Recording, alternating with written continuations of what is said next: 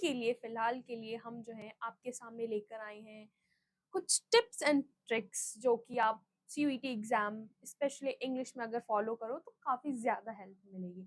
Because अगर आप last point पे सारी चीज़ें याद नहीं कर सकते हो एंड जब टेंशन हो इतनी सारी तो भाई बहुत सारी बीमारियां भी आ जाती है दिमाग में कि अरे कैसे होगा। डोंट वरी, मैं भी इन सब चीज़ों से निकली हूँ एंड अभी बहुत अच्छे से कॉलेज में पढ़ रही हूँ एंड ये एक मोटिवेशन लेके चलो कि अगर मतलब कुछ डिफिकल्ट लग रहा है तो अगर तुम्हें अच्छे कॉलेज में पढ़ना है तो थोड़ा सा तो हार्डवर्क उसके लिए बनता है कि कुछ पाना है तो कुछ खोना भी पड़ेगा, है ना। सो विदाउट वेस्टिंग टाइम हम अपना स्टार्ट करते हैं टिप्स एंड ट्रिक्स के साथ। हम ये क्वेश्चंस कुछ सॉल्व करेंगे, प्रीवियस ईयर क्वेश्चन पेपर है 2024 का। हम ये क्वेश्चन पेपर भी सॉल्व करेंगे एंड साथ ही साथ जो है हम आपको कुछ ट्रिक्स बताते जाएंगे सो दैट वो आपको हेल्प करें एंड ये ऐसी ट्रिक्स होगी जो सभी चीज़ों के लिए मतलब सभी क्वेश्चंस के लिए मोस्टली अप्लाई हो जाती हैं। तो तुक्का नहीं बोलेंगे, ट्रिक्स बोलेंगे। बस ये बाहर नहीं जाना चाहिए सीईटी वालों के पास वरना फिर प्रॉब्लम हो जाएगी। So let's begin. सबसे पहला ही क्वेश्चन है हमारा, रीअरेंज द फॉलोइंग फ्रेजेस। बहुत बहुत मतलब क्या बोलूं, क्वेश्चन अच्छा भी है, इजी भी है, डिफिकल्ट भी होता है बहुत बच्चों के लिए, but don't worry, I will make it easy for you. Okay, तो पहले तो हम देखते हैं ये चार ऑप्शन है कुछ फॉर 7 आवर्स, ये कुछ है, कुछ तो है। अब हम इसे अच्छे से पढ़ते हैं। पता है कोई भी ऐसा रीअरेंज वाला सेंटेंस होता है ना, don't try to make it perfect starting से ही कि हाँ यहाँ से शुरू करते हैं शायद ये, वैसा नहीं करो। पहले चारों ऑप्शन पढ़ो, अच्छे से पढ़ो एंड देन थिंक कि कहाँ से शुरू हो सकता है। थोड़ा सा दिमाग लगाओ कि कहाँ से शुरू हो सकता है। स्टार्टिंग से परफेक्ट क्या बोलते हैं, परफेक्ट बनाने की कोशिश मत करो, at least try with sentence. Like अगर हम देखें वो 7 आवर्स बट वॉज हार्डली, ये सेंटेंस जो है ये आधा अधूरा सा, एक सेकेंड, ये आधा अधूरा सा हमें सेंटेंस लग रहा है क्योंकि नहीं, ये आधा अधूरा सा लग रहा है तो ये नहीं होगा। बिकॉज से हमारा कोई सेंटेंस स्टार्ट नहीं होता। मोस्ट ऑफ द सेंटेंसेस अगर हम इस क्वेश्चन को अगर हम देखें तो बिकॉज से ये सेंटेंस स्टार्ट नहीं ही होगा। ठीक है, तो ये भी नहीं होगा, ये भी नहीं होगा। ये तो टोटली एबल टू डिसाइड। इधर से आपको कोई लग रहा है कि सेंटेंस स्टार्ट हो सकता है ऐसे? नहीं, बिल्कुल नहीं। तो ये भी नहीं होगा। तो अगर ये तीनों ही नहीं होगा तो जाहिर सी बात है कि ऑप्शन डी जो होगा वो हमारा फर्स्ट सेंटेंस होगा। She worked on the case first. Okay, ये हो गया। अब सेकंड सेंटेंस ढूंढते हैं। She worked on the case. इसके बाद अगर हम इसे कंप्लीट करने की कोशिश करें तो 4-7 आवर्स बट वॉज हार्डली, ये इसके साथ बैठ रहा है। She worked on the case because of the absence of any motivation, ये कोई लाइन नहीं बन रही है तो यहाँ पे ये ऑप्शन नहीं होगा। She worked on the case able to decide, ये भी लाइन नहीं ऐसे फिट हो रही है। पता है इंग्लिश का ऐसा होता है कि ग्रामर तो होती है इंग्लिश में, ऑफ कोर्स जाहिर सी बात है, बट कहीं ना उसमें वो आपकी ईयर्स में जो है ना वो चुभ नहीं रहा है वो सेंटेंस, वो भी बहुत ज्यादा मैटर करता है। कई बार हम ग्रामर जो है कई बार अप्लाई नहीं कर पाते या दिमाग से निकल जाते हैं क्या कहाँ लगेगा। तो वहां पे ये ट्रिक अप्लाई करना कि सेंटेंस को पूरा फ्रेम करके फिर बोल के देखना। अगर वो तुम्हें सुनने में ठीक लग रहा है तो दैट मीन्स कि वो ठीक है, क्योंकि हिंदी में भी like my Hindi is not that good लिखने में। तो मैं क्या करती हूँ कि अगर कुछ मुझे लिखना होता है, मैं कंफ्यूज हूँ, तो एक बार मैं रफ पेज पे जो है 2 बार 3 बार लिख के देख लेती हूँ जो जो मुझे लगता है कि ये स्पेलिंग हो सकती है उसकी। फिर मैं देखती हूँ कि अच्छा इसमें सबसे ज्यादा सही कौन सा लग रहा है दिखने में, फिर मैं वो अप्लाई कर देती हूँ। तो बिल्कुल ही तुक्का नहीं मारना है, थोड़ा सा ट्राई करना है कि सुनने में क्या लग रहा है कि हाँ ये सही साउंड कर रहा है। तो उसके बाद जो है ये हमारा सेकंड जो है, she worked on the case for 7 hours but was hardly, ये हमारा सेकंड सेंटेंस हो सकता है। ओके, देन हमारा थर्ड, थर्ड क्या हो गया? एनी गेसेस थर्ड क्या हो सकता है? चलो गेस कर लेते हैं। She worked on the case for 7 hours but was hardly able to decide who the murderer was. ये मुझे काफी क्लोज लग रहा है इस सेंटेंस के बाद आने के लिए, because hardly because of the absence of motivation ये नहीं साउंड कर रहा है कि ये ठीक है। तो हम इस ऑप्शन को लेकर चलते हैं थर्ड। एंड देन फोर्थ वाले में तो दिमाग ही नहीं लगाना, इतना इतना नहीं दिमाग हमें लगाना है, नहीं अपना टाइम वेस्ट करना है उसमें। जाहिर सी बात है कि 1 2 3 हो गया है, तो फोर्थ ऑप्शन हमारा लास्ट होगा। तो पहले हम देख लेते हैं कि क्या ये ऑप्शन एग्जिस्ट करता भी है क्या, पता चले हम करते जा रहे हैं और वो ऑप्शन एग्जिस्ट ही नहीं करता हो, तो वो हम देख लेते हैं। चलो, तो पहले डी आएगा। ओके, डी डी दो दो में है हमारे डी। ओके, फिर उसके बाद हमारा है ए। अच्छा, ए यहाँ पे, तो बस this will be a correct answer. ये हमारा फर्स्ट सही आंसर हो चुका है। ठीक है, तो ऐसे हमें करना है। रीअरेंज वाले जो क्वेश्चंस होते हैं वहाँ पे थोड़ा सा हमें लाइक लॉजिकल अपना माइंड लगाना होता है, जहाँ पे हम देख सके कि हाँ ये सही साउंड कर रहा है। क्योंकि ग्रामेटिकली हम कई बार मतलब प्रेजेंट नहीं हो पाते हैं वहाँ पे कि हाँ हाँ ये इसके बाद ये होगा, वैसे नहीं होता। तो यहाँ पे थोड़ा सा दिमाग लगाओ, थोड़ा सा कि क्या सही कर साउंड कर रहा है। ठीक है, देन हमारा सेकंड क्वेश्चन है। यही वाले क्वेश्चन ना मेरा भी बहुत दिमाग खराब करते हैं। ये जो सेकंड टाइप का क्वेश्चन होता है कि तुम इतने वर्ड मीनिंग्स, पहली बात इतने वर्ड मीनिंग्स याद कौन रखेगा, ये सीवीटी वाले करते क्या भाई, कौन याद रखेगा इन्हें। बट फिर भी अब यही देखो, एक्चुअली कॉम्पिटेटिव एग्जाम्स में यही होता है कि आपके 100% में से 70% क्वेश्चन ऐसे होंगे ना जो सभी को आते होंगे, लेकिन 30% क्वेश्चन वो वैसे दे देंगे जो बहुत डिफिकल्ट होंगे बच्चों के लिए। वो आप ही के लिए नहीं, वो सभी के लिए डिफिकल्ट होंगे, तो वो उनमें से क्वेश्चन है। एंड इन 30% को जो क्लियर कर लेता है वही फिर कॉम्पिटेटिव एग्जाम्स को क्लियर कर पाता है। तो हमें इन पे ज्यादा फोकस रखना है। तो अब वर्ड मीनिंग्स को याद करने का तरीका तो देखो कुछ नहीं है इसमें। आप या तो आप डेली न्यूज़पेपर्स वगैरह पढ़ना स्टार्ट कर दो, वरना don't worry, we are thinking कि हम कुछ ऐसा कुछ करें वर्ड मीनिंग से रिलेटेड, सो दैट आपको हेल्प मिल सके। वरना फिर ज़्यादा टेंशन की बात नहीं, यहाँ पे भी हम कुछ दिमाग लगा के ट्रिक्स यूज़ करके, एज आई सेड कि हम सारे क्वेश्चन ट्रिक्स के साथ सॉल्व करने वाले हैं। देखो, मैं आपके साथ ये पीडीएफ देख रही हूँ, मेरे को भी इतना नॉलेज नहीं है इस बारे में कि हाँ इसका क्या मीनिंग है, इसका क्या मीनिंग है ना। बट अगर ट्रिक्स के साथ सॉल्व करेंगे तो ऑफ कोर्स वो बिल्कुल सही ही आंसर होगा। तो let's see. The candidate assured the interviewers that the deep in her grades during her second semester was on dash since she had always been a top scorer in the first semester। भाई किसी topper बच्ची की बात हो रही है, लेकिन उसके सेकेंड सेमेस्टर में जो है मार्क्स कम हुए थे। ओके, सो यहाँ पे क्या आएगा इस डैश में, वो रीजन क्या आएगा वो हमें बताना है। तो मैंने देखो ये मीनिंग्स लिख दी हैं, इनमें से आप मतलब ये याद करें कि हमें ज़रूरत होगी, क्योंकि याद किए बिना अगर हमें एक का भी मीनिंग पता होगा ना तो हम थोड़ा सा अनुमान लगा सकते हैं कि हाँ इसका ये हो सकता है। तो यहाँ पे आपको थोड़ा सा याद करने की ज़रूरत है, वरना फिर तो थोड़ा सा बेड़ा गर्क हो सकता है। But don't worry. सो यहाँ पे हम ये देख रहे हैं फर्स्ट ऑप्शन, ये फिर सेकंड, फिर थर्ड, फिर फोर्थ। सबसे पहले मैं आपको गेस करने को देती हूँ। ये मैंने डेफिनेशन और मीनिंग जो भी बोल लो ये मैंने लिख रखा है। आप बताओ, गेस करो कि क्या हो सकता है इसमें से। ठीक है, लाइक इनकंसिस्टेंट, एनोमली, अले, एड, अबेटमेंट। क्या हो सकता है? देखो, इसका मीनिंग इनकंसिस्टेंट है, मीन्स अनएक्सपेक्टेड हो जाता है जब समथिंग लाइक मैं एक्सपेक्ट कर रही हूँ कि मैं पढ़ रही हूँ, दिन रात पढ़ रही एंड वी एक्सपेक्ट कि हाँ अगर हम इतनी मेहनत कर रहे हैं तो ऑफ कोर्स अच्छे मार्क्स आएंगे।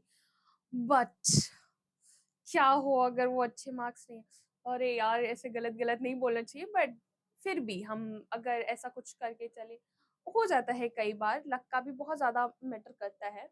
तो नहीं आते कई बार, वो अनएक्सपेक्टेड चीजें हो जाती हैं। मतलब आप हार्ड वर्क कर रहे हो अपना, मतलब आप इसी का एग्जांपल लेके चलो ना। मतलब ये टॉपर टॉपर बच्ची है एंड उसके अचानक से मार्क्स कम आ जाए, क्या वो एक्सपेक्ट कर सकते थे हम उस लड़की से? नहीं ना, तो समथिंग अनएक्सपेक्टेड। तो वो हम देखते हैं, LA decrease at short statement expressing a general truth abolition. जो इसका जो सबसे क्लोज लग रहा है ना, वो इनकंसिस्टेंट ही लग रहा है मेरे को। व्हाई?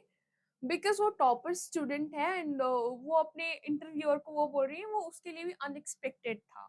ये उसका सेकेंड सेमेस्टर में कम मार्क्स आना अनएक्सपेक्टेड था। वो इंटरव्यू से अपने वो कह रही है। अब इसको एक बार रफ कर देते हैं हम, सो दैट हमें हेल्प मिल जाए। आई होप कि ये वीडियो ज़्यादा बोरिंग ना बने आप लोगों के लिए, क्योंकि I also don't like starting with boring videos. Okay, अरे यार ये तो रफ करना नहीं गया ना। इतनी दिक्कतें हैं भाई जीवन में। हम्म ये हो आ गए हमारे थोड़े से इंटरेस्टिंग क्वेश्चंस। मतलब ऐसे क्वेश्चन में मजा आता है, क्योंकि यहाँ पे जो दिमाग जो होता है, लॉजिक हमारा लगता है, वो ऐसे क्वेश्चन पे बहुत अच्छे से लग पाता है। इनमें से आपको अगर चलो अब कौन सा ब्लू कलर ले लें। इनमें से आपको क्या हुआ भाई, चल के नहीं रहा?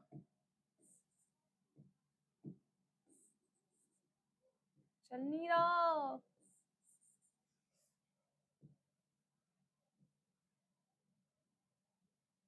What happened? ओके चलने लग गया ये। हाँ, नहीं चल रहा। चलने लग गया। ओके,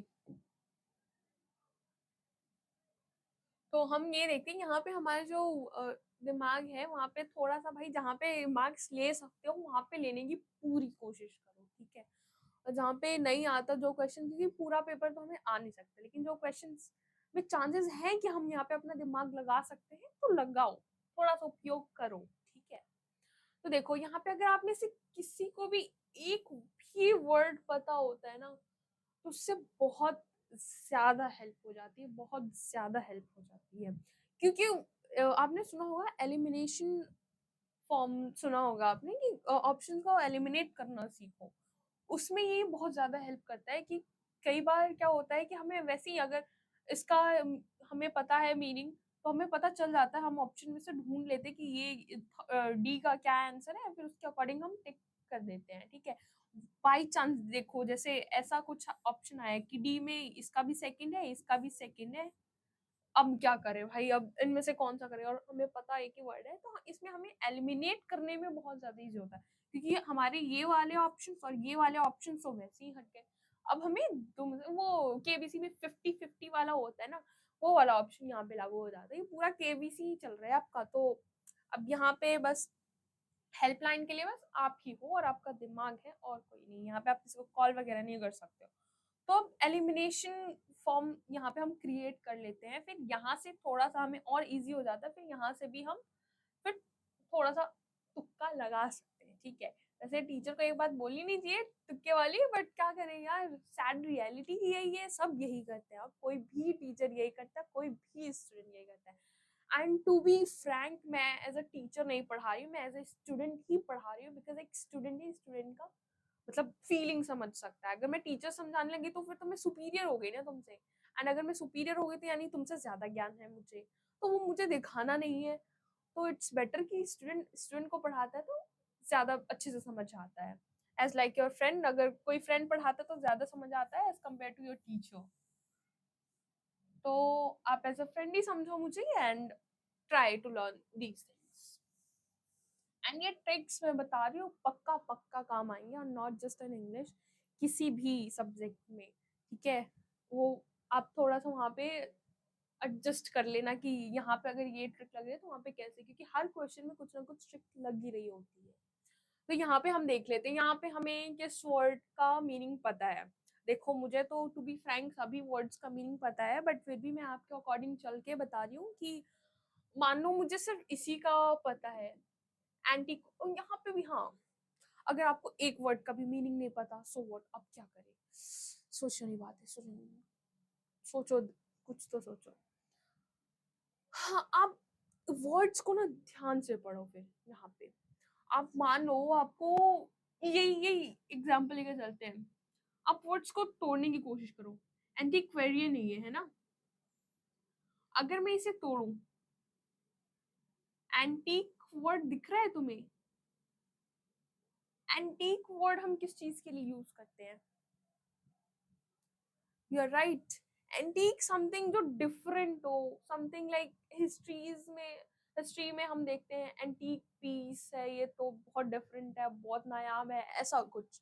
अब हम इससे, एंड यहाँ पे क्वेरियन भी है। पहले हम देखते हैं इससे रिलेटेड चीज कहाँ पे, मतलब इससे रिलेटेड भी कोई वर्ड आपको जरूरी नहीं है कि आपको डेफिनेशन पूरी पता हो, बट रिलेटेड वर्ड भी दिख जाए ना इससे, तो समझ जाना कि वो उसका पार्ट है, वो काफी इजी हो जाएगा फिर आपको वो क्वेश्चन सॉल्व करने में। ठीक है, तो हम देखते हैं who keeps drugs for sale and woods, ये नहीं है। One who collects and studies object और artistic works from the distant past. A government by divine guidance और religious, ये भी नहीं है। A morbid delusion of one's power, importance, और ये भी नहीं है। So D का हमें पता चल गया कि सेकंड है, क्योंकि इसमें हमें पता चल गया यहाँ पे artistic words from the distant past के बारे में बात करें, और एंटी का मतलब ही यही होता है। ठीक है, एंड एंटीक्वेरियन जो उसके बारे में कलेक्ट करता है एंड उसके बारे में स्टडीज करता है, उसका मतलब हो जाता है। तो डी का सेकंड हो गया, चलो डी का सेकंड कर देते हैं हम। ओके, अब पहले देखते हैं डी का सेकंड कहीं, हाँ अच्छा ठीक है, दो ऑप्शन में है हमारे डी का सेकंड। अब यहाँ से एलिमिनेशन स्टार्ट करते हैं हम। ठीक है, डी ओके चलो, यहाँ पे अब हम देखते हैं, थोड़ा सा और गेस करने की कोशिश करते हैं, ट्राई करते हैं। ठीक है, ये है थ्योरी, थियोक्रेसी जो है वो मोस्ट ऑफ द स्टूडेंट्स को आई गेस पता ही होता है कि थ्योरी, सॉरी यार, हो जाती है गलती, माफ कर दो। ठीक है, थियोक्रेसी जो है क्या होता है बताओ, एक सेकेंड रुक जाओ।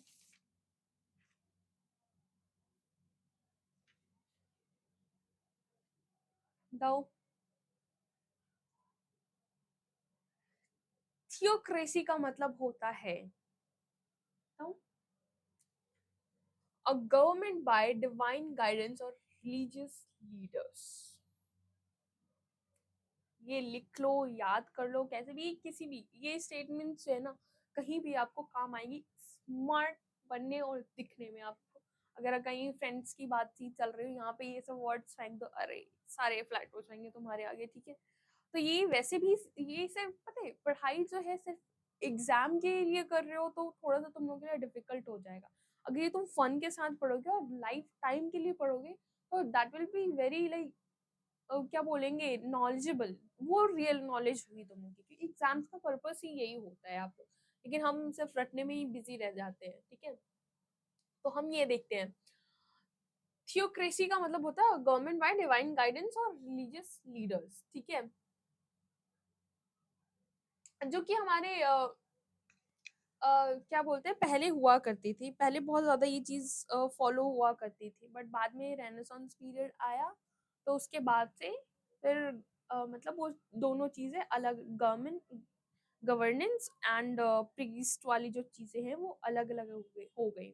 और ये चीजें आपको इंग्लिश ऑनर्स में बाद में पढ़ने को मिलेगी, अभी तो आपका बेसिक है तो आप इतना ही पढ़ लो। ठीक है, तो अब हम ए का थर्ड ऑप्शन कर देते हैं। अब हम ऑप्शन में देखते हैं क्या ए का थर्ड है कहीं। सिंपल, ये हो गया ए का थर्ड, डी का हमारा सेकंड है, तो दो ऑप्शन हमें मिल ही रहे हैं यहाँ से। तो ऑफ कोर्स देखो, ट्राई कि जब आपको लगे कि आप जिस ऑप्शन के लिए कंफर्म हो एंड वो ऑप्शन जो है वो यहाँ से मिल रहे हैं, तो उन्हें वहीं पर टिक मार दो। जरूरी नहीं है कि आप उन्हें पूरा पढ़ो, क्योंकि अगर आप कंफर्म ही हो, 2-3 ऑप्शन आपको पता ही है कि ये इसका ये होगा एंड वो दिख रहा है इसमें, तो वो कर दो। हाँ, मतलब थोड़ा-सा एक बार देख लेना, क्या पता लास्ट में आप गेम चेंज ही करके आ जाओ, वो नहीं होता। एक बार आप पूरा देख लेना, आपको लगे कि हाँ, ये सारे चारों ऑप्शंस मेरे एक्सपेक्टेशंस के अनुसार यहाँ पे आ रहे हैं, तो वो ठीक होगा, ठीक है? तो हमने देख लिया, चलो इसका भी इसका मीनिंग एक्चुअली फार्मेसी से रिलेटेड होता है। मीन्स जो जहाँ फार्मेसी, जहाँ मेडिसिन वगैरह जहाँ पे आपको मिलती है, मेडिसिन ड्रग, यहाँ पे देखते हैं, हाँ, one who keeps drug for sale and puts prescription, तो वो ये आता है, ठीक है? चलो अब ये हो गया। अगर सी का 1 हो गया, सी का 1 हो गया, डी का तो सेकंड था ही, तो ऑफ कोर्स बी का 4 होगा। पता है जब मैंने सीयूईटी एग्जाम दिया था तो मैं फोर्थ ऑप्शन कभी सॉल्व ही नहीं कर देती। अगर ऐसा कोई आता था, मैं फोर्थ ऑप्शन को सॉल्व करने में बिलीव ही नहीं करती थी। व्हाई? बिकॉज वो मुझे वेस्ट ऑफ द टाइम लगता था सिर्फ। क्योंकि अगर आपके 3 ऑप्शन मिल रहे हैं यार, तो ऑफ कोर्स वो भी मिल ही जाना था। अब हम चलते अपने, अरे यार इसको रख, तो मुझे भूलने की बीमारी हो गई है लगता है। इसको रफ करते हैं हम। आई होप कि इंटरेस्टिंग लग रहा होगा आप लोगों को। ओके, अब हम फोर्थ क्वेश्चन की ओर चलते हैं। ये क्या है भाई? A small dash between two children ended up as a group fight। बताओ, ये तो इजी है, काफी इजी है, इसका बता सकते हो तुम लोग कि क्या हो सकता है। बताओ बताओ, I am waiting waiting waiting. देखो अभी वेट कर रही है, कम्युनिकेशन बिल्ड करने की कोशिश कर रही हूँ। वो कैसे कर रही है? आप लोग कमेंट के थ्रू, तो प्लीज कमेंट जरूर कर देना, ठीक है? जो भी आपको लगे कि हाँ ये हो सकता है, इम्प्रूवमेंट की जरूरत है, या फिर ये आपने बहुत तारीफ भी कर सकते हैं, या तारीफ करने में क्या ही जाता है, कमियां भी बता सकते हो, ऐसा कोई बात नहीं। I will try to improve that, okay? And पहले इस क्वेश्चन की बात कर लेते हैं। A small dash between two children ended up as group fight। मतलब कुछ बच्चों की लड़ाई चल रही थी छोटे से आर्ग्यूमेंट से, एंड फिर वो धुम धुम वाली बात आ गई, मतलब मारपीट वाली, ग्रुप फाइट वाली बात आ गई, ठीक है? तो अब हम देखते हैं।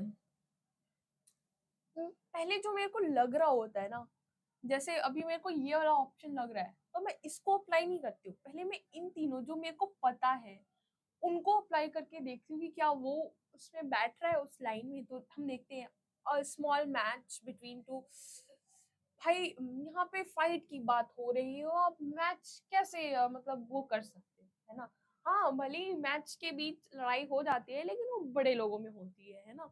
बट मैच के बीच नहीं, मैच से रिलेटेड कि अरे मैं ये टीम सपोर्ट कर रहा हूँ, मैं ये टीम सपोर्ट कर रहा हूँ, बहुत ज्यादा पंगा चलता है। ऊपर से अभी आईपीएल चल रहा है तो और ज्यादा प्रॉब्लमेटिक है ना सिचुएशन। लोग लिटरली लड़ते हैं इस चीज के लिए कि मैं ये टीम जीतेगी, ये टीम।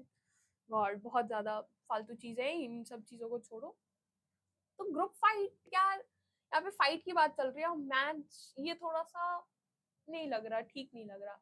कंटेस्ट ये तो यार कंपटीशन टाइप होता है, ये competition, a small competition between two children and up, ये भी ठीक नहीं लग रहा है। रेस, भाई रेस में कैसे? नहीं, ये भी नहीं ठीक लग रहा है। तो ऑफ कोर्स इसका आंसर जो होगा, एक चीज पे एक चीज देख लूं आप।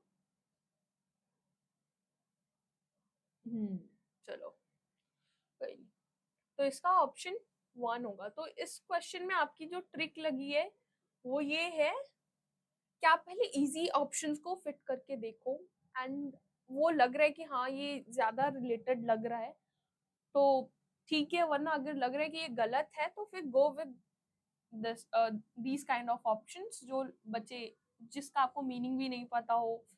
अगर आपको नहीं पता हो तो वैसे तो ये ऐसा है कि आपको मीनिंग पता ही होगा, मतलब आप थोड़ा सा इसमें आप दिमाग लगा सकते हो। तो ये ऐसा क्वेश्चन था, ठीक है? अब हम चलते हैं अपने नेक्स्ट क्वेश्चन की ओर। मारो मुझे मारो, ये क्यों नहीं होता भाई यार? जादू की स्टिक नहीं है क्या यार? सो दैट हम ऐसे डायरेक्टली वो कर सके। बड़ी दिक्कत होती है मुझे। Okay, let's move on to our next question, which is fifth question. Replace the underlined word with the most appropriate synonym. Oh God, दिल दहला देने वाला क्वेश्चन ये synonym and antonym वाला लगता है मुझे. For sometimes now we have been toying with the idea of transferring all our business from physical to online sales. भाई टॉइंग है, ये टॉय वाला टॉइंग नहीं है जो तुम लोग सोच रहे हो कि अरे ये तो इजी है इसमें क्या डरने वाली बात है, वो वाला नहीं है, इसका डिफरेंट मीनिंग है एंड इसका हमें सिनोनिम ढूंढना है। तो पहले देखते हैं, हम यहाँ पे भी वो करने की कोशिश करते हैं, मैच करने की कोशिश करते हैं सेंटेंस के साथ, ठीक है।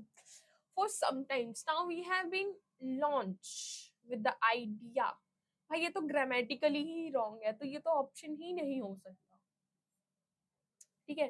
For sometime now we have been showing with the idea of transferring, ये भी नहीं लग रहा है, ये सही नहीं लग रहा है,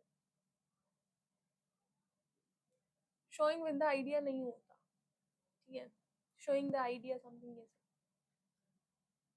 Now third option, considering. For sometimes now we have been considering with the idea of transferring. ये थोड़ा सा साउंड कर रहा है लॉजिकल सा, तो हम इसको भी सही नहीं मानते, इसको हम गोले में रख देते हैं, ठीक है। देख लेंगे अभी थर्ड फोर्थ ऑप्शन देख लेते। For some time now we have been careful with the idea of transferring all our business from physical to online sales only. भाई ये भी थोड़ा सा सिमिलर लग रहा है, बट अब कौन सा किया जाए, दोनों ही सिमिलर लग गए मेरे को, मतलब सिमिलर इन द सेंस कि दोनों मेरे को इन सेंटेंस में फिट बैठते दिख रहे हैं, तो अब इनको क्या करें, कैसे डिसाइड करें कि कौन ज्यादा फिट होगा। तो एक बार और सेंटेंस पर, for some time now we have been toying with the idea of transferring. High logic वाली बात है, लॉजिक वाली बात है कि हमें टोइंग का सिनोनिम देखना है ना, सेंटेंस में तो ये दो फिट हो रहे हैं, जाहिर सी बात है हमें पता चल गया कि ये दो फिट हो रहे हैं, बट अब इनमें से टोइंग का जो सिनोनिम जो है वो कंसिडर है, समथिंग कंसिडरिंग है, ठीक है। तो हमारा जो आंसर है वो फिफ्थ होगा। देखो मैंने क्या किया इस क्वेश्चन में, मैं अब मेरी अप्रोच क्या थी, पहले मैंने इन चारों ऑप्शंस को, जैसे मेरे को उसका मीनिंग नहीं पता, तो मैंने क्या किया, चारों ऑप्शंस को जो है इसमें फिट करने की कोशिश की, इस वर्ड को हटाकर इसमें जो वर्ड फिट हुए मैंने उनको गोले में डाल दिया, जो वर्ड फिट नहीं हुए उनको मैंने निकाल फेंका, जड़ से निकाल फेंका। एंड फिर जो गोले वाले वर्ड्स हैं उनमें मैंने दिमाग लगाया कि टॉइंग का जो है वो दूसरा वर्ड हम किस तरीके से लिख सकते हैं, तो वो मैंने कंसिडरिंग पे किया है, तो वो उसका वही वर्ड होगा। तो ये यहाँ पे ये वाली अप्रोच लगी, एलिमिनेशन वाला तो लगा ही लगा, साथ साथ यहाँ पे थोड़ा सा आपको एक्स्ट्रा सोचना पड़ा, बस और कोई बात नहीं। भाई सोचना तो शुरू करो जीवन में, क्योंकि अब आप लोग बड़े तो हो चुके हो, ठीक है। यार क्या हो रहा है, क्या हो रहा है गाइस ये। हाँ, now let's move to this question. So this question number is 6. So select the word opposite in meaning to the underlined word. मतलब बेसिकली हमें इसका इसका जो ये वर्ड है इसका अपोजिट वर्ड हमें बताना है, क्या हो सकता है। At first the workers were agreeable to the proposals of their, एक मिनट इसको मैं शॉर्ट कर लूं क्या,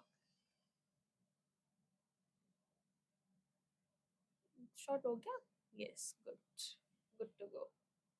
इसको थोड़े रफ करते हैं, देन वी विल स्टार्ट। हाँ, तो select the word opposite in the meaning of underlined word. At first the workers were agreeable to the proposals of their manager, but later they were declined to the new proposal. Means basically गद्दारी कर दी इन लोगों ने, जो workers थे गद्दारी कर दी उन्होंने, ठीक है, मैनेजर के साथ। तो मैनेजर के लिए दुख वाली बात है, तो उसने हमसे दुश्मनी निकाली कि अब तुम इसका अपोजिट वर्ड बताओ। तो क्या अपोजिट वर्ड हो सकता है उसका? देखो, पहले एलिमिनेट, किसी भी क्वेश्चन में एलिमिनेशन वाली फॉर्म तो जरूर होगी। तो पहले अपने लिए जो ऑप्शंस है वो इजी बनाओ, फिर उसके बाद लड़ेंगे दिमाग में कि अरे ये भी हो सकता है, ये भी हो सकता है। पहले जो इजी बना सकते हो वो इजी बनाने की कोशिश करो। भाई, अग्रीएबल जो है, आप सेंटेंस को समझने की लो। पहले वर्कर्स ने अग्री किया प्रपोजल के लिए मैनेजर के, जो मैनेजर ने दिया था, बट लेटर, जहां पे बटन लेटर दे वर समथिंग ऐसा लग जाएगा, मतलब इसका वो डिसअग्री करना उन्होंने बेसिकली स्टार्ट कर दिया। ठीक है, उनको वो प्रपोजल नहीं अग्री कर रहे हैं उससे, तो अग्री ही नहीं कर रहे तो अग्रीड कैसे हो सकता है भाई? ये तो इससे सिमिलर हो गया ना, ये अपोजिट नहीं होगा। कॉर्पोरेट का भी समवेयर पॉजिटिव ही मीनिंग होता है और हमें नेगेटिव बताने समथिंग, तो ये भी नहीं होगा। एक मिनट, रेसिस्टेंट का मीनिंग देखो, oppose to it and wants to prevent it, मतलब समथिंग, कोई जो होता है उसका अपोज करते हैं और उससे बचने की कोशिश करते हैं, है ना। एंड जो हमारा ये लास्ट, सॉरी लास्ट नहीं था वो ऑप्शन, सेकंड ऑप्शन जो था स्ट्रेंज, इसका मीनिंग होता है आपका रिमूव समथिंग और बॉयकॉट करना। तो इसमें मेरे को दोनों बहुत ज्यादा सिमिलर लग रहे हैं, रेसिस्टेंट भी एंड, अरे भाई यार, ये भी और ये भी। एक मिनट, इसको मैं रफ कर दूं सो दैट क्लियरली दिखे। ना रफ नहीं करना यार। हाँ, ये भी बहुत क्लोज लग रहे हैं मेरे को। अब इनको कैसे करें? फिर यहाँ पे सेम वो जो हमने ऊपर अप्लाई की थी ट्रिक, वहां पे ये आ जाए कि अब हम इस वर्ड पे फोकस करते हैं। पहले हमने लाइक इसको एलिमिनेट करने के लिए सेंटेंस पे फोकस किया था, इस वर्ड पे कम ध्यान दिया था। अब जो है, अब इन दोनों में से सही करने के लिए हम हमें इस वर्ड पे फोकस करना है। तो अब इसका क्या वो हो सकता है अपोजिट? देखो, अगर बताऊं, क्योंकि मेरे को मीनिंग तो इसका पता है, तो इसका सेकंड ऑप्शन होगा स्ट्रेंज्ड। ठीक है, क्योंकि अपोजिट है इसका। अपोजिट होने की बात की है इस वर्ड की, इस सेंटेंस की नहीं, इस वर्ड की, तो उसका अपोजिट जो होगा वो ये होगा। ठीक है, okay, let's move on to our next question. पहले इनको रफ कर देते हैं।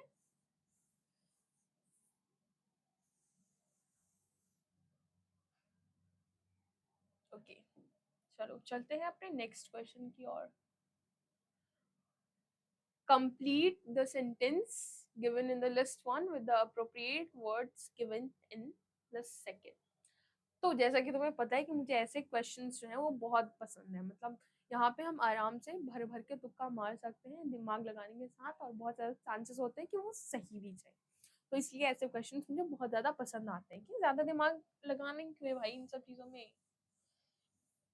यहाँ पे अब हम देखते हैं, लाइंस पढ़ने की कोशिश करते हैं, फिर यहाँ पे वही ट्रिक लगेगी कि आपको अगर एक दो ऑप्शन भी आपको लगे कि हाँ मिलते जुल रहे हैं आपके दिमाग में और आपके इन सब ऑप्शन में वो मिल रहे हैं, तो वो आंसर हमारा टिक कर देना। ठीक है, ज्यादा वो करने की जरूरत नहीं पड़ेगी फिर तुम्हें। She was able to give dash explanation in the court of her presence near the crime scene. अब देखते हैं इनमें से कोलैबोरेटेड, क्रेडिबल, क्रेडिटेबल, भाई कॉरोब्रोइट, इसे क्या हो सकता है आप बताओ? वैसे देखा जाए लॉजिकली तो क्रेडिबल जो है वो सबसे ज्यादा मिलता जुलता इससे लग रहा है, because she was able to give a credible explanation, means उसने बहुत ज्यादा अच्छा एक्सप्लेनेशन दिया। तो लाइक एक जो है ऑप्शन वो तो क्रेडिबल ही होगा। ठीक है, ओके, चलो ए का 1 कर दिया हमने। ओके, फिर हम ये लिख इसलिए रहे क्योंकि हमें ऑप्शन से भी मिलाना होगा। पहले हम देख लेते ए 1। चलो, इससे हम इस ट्रिक से हमारा ये दो ऑप्शन तो ठीक है, ये दो ऑप्शन तो आने ही नहीं है। अब इन दोनों में से डिसाइड करना है कि क्या आना है, ठीक है। अब इससे आप लॉजिक लगा लो, अगर इसमें भी डी में 4 है, इसमें भी 4 है, तो हमारा एक और आंसर कंफर्म हो गया डी का, कि डी का 4 होगा। तो इसमें हमने क्वेश्चन देखा भी नहीं, लेकिन हमें आंसर पता चल गया कि हाँ डी का 4 होगा। तो यहाँ पे थोड़ा सा ये भी देखना पड़ता है। अब मेन है हमारा बी और सी में, ठीक है। बी और सी में हमें पता करना है। The Rockland hospital dash with AIIMS conduct a free cancer screening camp. एक बात बताओ, अगर मैं किसी दूसरे चैनल वालों के साथ वो कर रही, क्या बोलते हैं, वीडियो बना रही हूँ या उनको प्रमोट कर रही हूँ या वो मुझे प्रमोट कर रहे हैं, वो क्या होगा? मीन्स आजकल तो ये बहुत ज्यादा होता है कोलैबोरेटिंग सिस्टम, कि हम दो चीजें मिला के एक कुछ नया इंटरेस्टिंग सा कुछ कर रहे हैं, है ना। तो वैसे ही रॉकलैंड ये दूसरा हॉस्पिटल है, एम्स दूसरा हॉस्पिटल है, इन दोनों ने मिलकर एक फ्री कैंसर स्क्रीनिंग कैंप चलाया। तो उस ऑफ कोर्स ये लॉजिकल सी बात है कि दो चीजें जब मिलेंगी वो कोलैबोरेशन में काउंट होने लग जाएंगी, ठीक है। तो हमें हमारा एक और ऑप्शन बिना जाने पहचाने मिल गया, विच इज बी का, सॉरी ए का तो थर्ड होगा ना, मैंने 1 क्यों किया, वो आपने बताया भी नहीं मुझे, ठीक है। बी का 1, तो ऑफ कोर्स सी का क्या होगा, सेकंड। सो सिंपल ना, सो सिंपल। थोड़ा सा बस दिमाग लगाने की जरूरत है, बाकी तो क्वेश्चन अपने आप ही सॉल्व हो जाते हैं, ठीक है। तो इस तरीके से हम देख लेते हैं ए का, एक सेकेंड, एक सेकेंड, एक सेकेंड,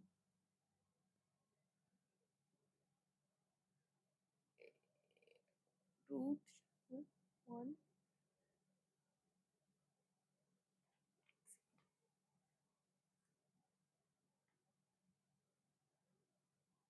एक सेकेंड। यहाँ पे क्या कुछ हम गड़बड़ कर रहे हैं क्या?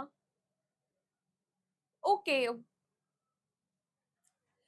भाई, इतनी बेसिक मिस्टेक कोई कैसे कर सकता है यार, मैं भी कभी कभी पागल हो जाती हूँ भाई। मैं क्या कर रही थी कि मैं जैसे ए का है क्रेडिबल है, क्रेडिबल थर्ड है, और मैं उसे फर्स्ट समझ के चल रही थी, इसलिए मैंने ये दोनों ऑप्शन काट दिया और इन दोनों को लेके चल रही थी। तभी मैं सोचू कि मैं कुछ क्यों थोड़ा सा, यही होता है जब दिमाग शांत ना हो। Sorry guys, please pardon me for this, please please please. तो हम इस क्वेश्चन को दोबारा से, भाई तब तो और ज्यादा इजी हो गया अगर हम ए का थर्ड कर रहे हैं। अरे इतना भी रफ नहीं करना। ए का अगर हमारा थर्ड है विच इज राइट, देखो मेरे आंसर सही है बट ऑप्शंस को अडॉप्ट करने में थोड़ी हो जाती है प्रॉब्लम। क्या करें, छोटे नहीं, बड़े बड़े शहरों में छोटी मोटी गलतियां होती रहती हैं, ठीक है। तो ऐसे बड़े बड़े पेपरों में भी छोटी मोटी गलतियां होती रहती, मतलब आप ये गलती करके मत आ जाना, ठीक है। यहाँ पे तो मेरे पास ऑप्शन है कि मैं ठीक कर सकती हूँ, आप नहीं करती तो गए, फिर तो गए, है ना। तो आंसर्स ठीक किए हैं हमने, ए का तो थर्ड होगा ही होगा। तो अब हम ए का थर्ड देखते हैं।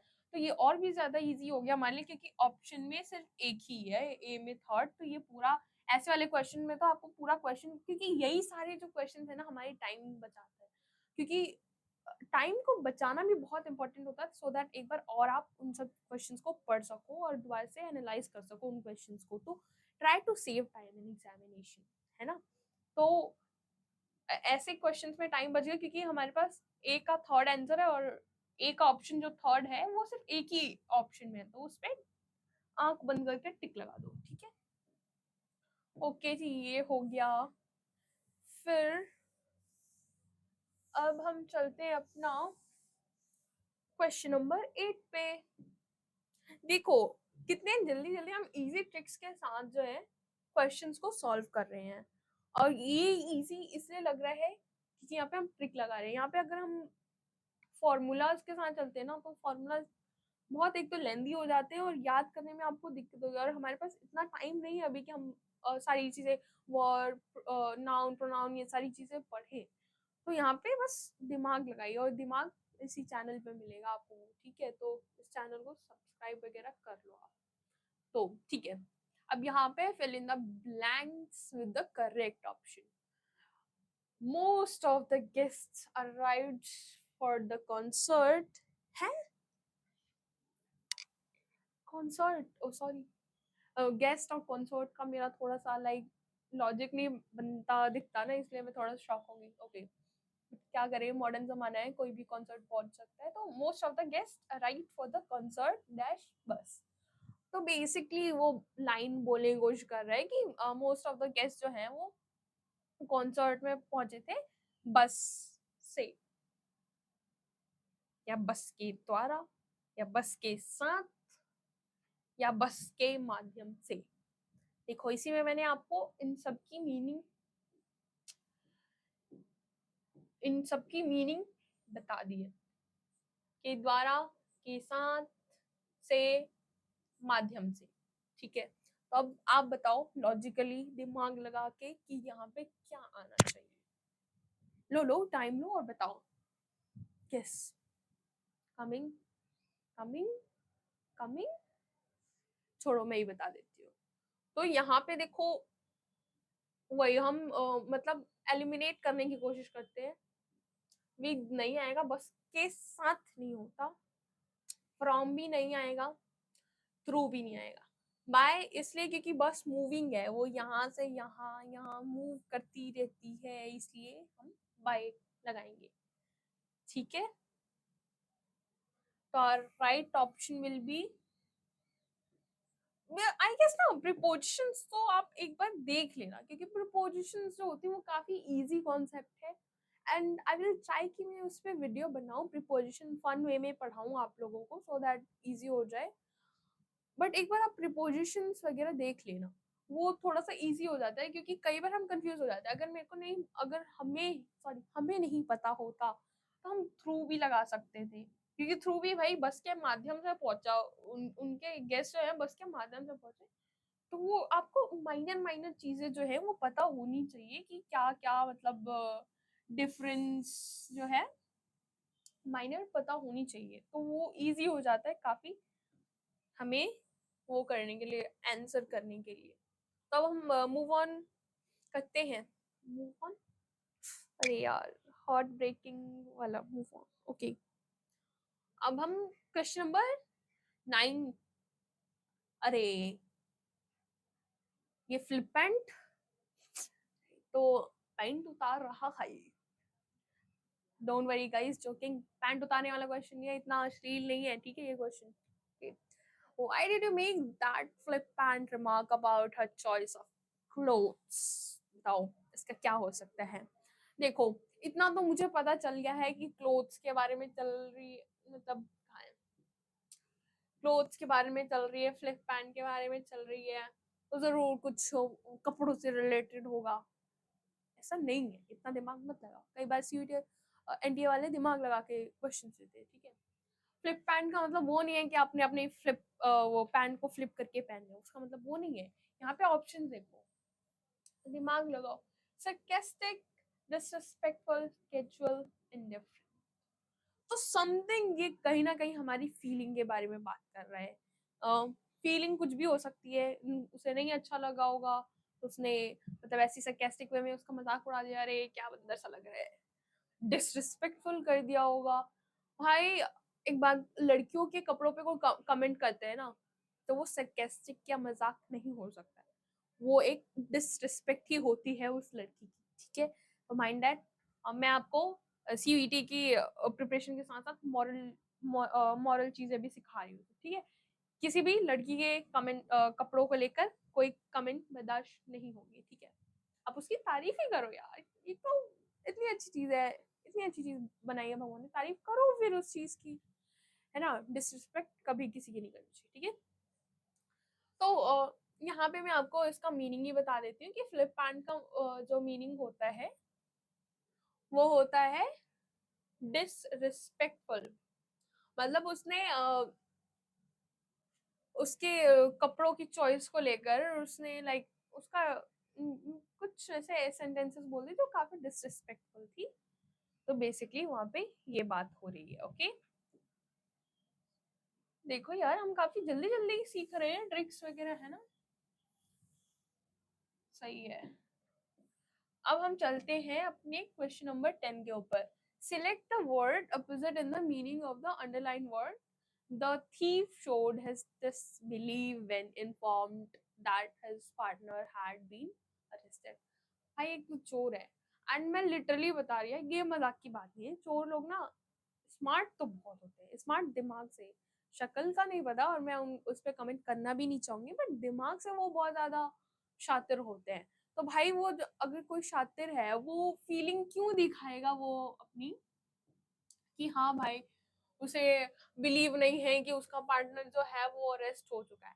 क्योंकि कई बार हमने भी सीरीज वगैरह में देखा हुआ है कि झूठ मूठ का पुलिस ऑफिसर जो है वो चोर को बोलता है आपका पार्टनर पकड़ा गया है, तो अब तो तुम सच सच बता ही दो, उगल दो सच को, वरना वो तुम्हारा दोस्त तो उगल ही देगा। ठीक है, तो डर के मारे ये भी बता देता है फिर सच। ये ट्रिक होती है, ठीक है।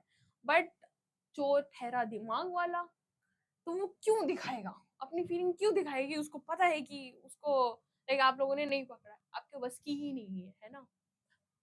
तो अब हमें इसका अपोजिट वर्ड देखना है, ठीक है।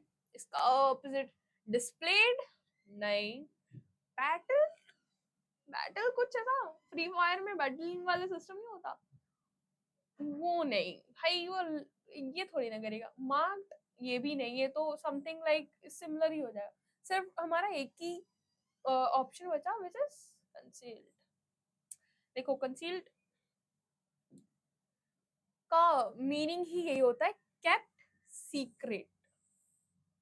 जो आपने मैं दिखा रही हूँ, कुछ दिखा रही हूँ, इसका अपोजिट हो गया कुछ छुपाना। तो दैट्स वेरी सिंपल कि उसने शो का मतलब होता है दिखाना, तो कंसील्ड का मतलब होता है कुछ छुपाना, है ना? तो उसका वो होगा answer. Okay, we are done with this also. Now let's move on to our next question, which is fill in the blank with the correct option. The president finally had to dash the demands of the public for his resignation. Okay, इसका ignore भाई इतना वो ignore तो नहीं कर सकते हैं, वो इसका नहीं होगा। इनिशिएट भी नहीं, क्योंकि initiate something when you start, जब हम लाइक मैं इनिशिएट कर रही हूँ ताकि मैं आपको पढ़ा सकूं अच्छे से। कुछ स्टार्ट करना बेसिकली, वो इससे मैच ही नहीं हो रहा है। सीड और ये इसमें कंडोन में मैच हो रहा है, बट इसका वेरी सिमिलर आंसर जो होगा वो एक्सीड टू होगा, क्योंकि इसका मतलब होता है समथिंग अग्री करना डिमांड से। एंड ये पब्लिक की डिमांड है कि आप रिजाइन करो, तो उससे आप अग्री कर रहे हो, ठीक है। तो इसका जो आंसर होगा वो C2 ही होगा, ठीक है। कई बार आपको ट्रिक की नहीं, ट्रिक तो लगता है, दिमाग की भी जरूरत है, थोड़ी बहुत नॉलेज लेने की भी जरूरत है। कहीं पता चले कि तुम CUET के पेपर में चले गए, अरे भैया दीदी ने तो बताया था कि ट्रिक लगेगा हर क्वेश्चन में और यहाँ पे तो कुछ और ही चल रहा है। तो ऐसा भी नहीं करना, थोड़ा बहुत पढ़ के जाना, सो दैट आप ही के लिए इजी होगा। वो ट्रिक भी वही काम करेगी जहाँ पे आप थोड़ा बहुत पढ़ के जाओ, अब बिना ही ऐसे ही जा रहे हो तो वो फायदा भी नहीं है कुछ उसका, ठीक है। ये आ गया दोबारा से हमारा favourite question. Rearranging the following parts of the statement, sentence in their correct sequence to form a meaningful sentence। भाई सिंपल है ना? पक्का? कोई नहीं, हम करके देखते हैं, इसको सॉल्व करने की कोशिश कर सकते हैं हम। तो अब हम देखते हैं। पहले जैसे मैंने तुम्हें ट्रिक बताई थी कि try to make any meaningful sentence by using the sentences. मत ट्राई करो कि हाँ एकदम से आप परफेक्ट आंसर बना दो इसका। ट्राई करो कि हाँ थोड़ा सा ये लग रहा है इसका, ऐसे हम सेंटेंस ही मीनिंगफुल बन सकते, तो वो हम करते हैं।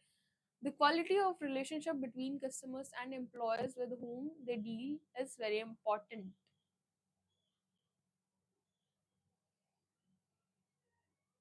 देखो, एक सेंटेंस तो आप ऐसे बना सकते हो, जो अगर मेरे दिमाग में जो सबसे पहले आया, पहले ये, अरे पहले ये, फिर ये, मतलब फर्स्ट, सेकंड एंड फिर थर्ड एंड फिर फोर्थ। मेरे दिमाग में मैंने अभी रफली ये बनाया है, विच आई डोंट नो कि करेक्ट है या गलत है।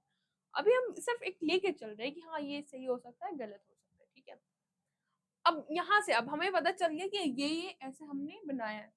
अब यहाँ से हमने यहाँ पे भी हमें एलिमिनेशन फॉर्म लगाना है थोड़ा बहुत, तो हमें इजी हो जाता है ऑप्शंस को पहचानने में। देखो अब, the quality of the relationship between customers and आया है, तो ये इनकम्प्लीट सेंटेंस है, तो ये जरूर इनमें से ये होगा, ठीक है। Employees with whom they deal is very important, ये दोनों तो एक साथ ही होंगे, ये पहले आएगा और ये दूसरे में आएगा ही। अब बट ये नहीं पता मुझे कि ये फर्स्ट सेकंड है या थर्ड फोर्थ है, ये चीज मुझे नहीं पता, बट इतना जरूर पता है कि ये दोनों एक साथ आएंगे। तो इतना तो क्लियर हो गया हमें कि डी और सी जो है ऐसे आना चाहिए। तो हम पहले देख लेते डी और सी कहाँ कहाँ है।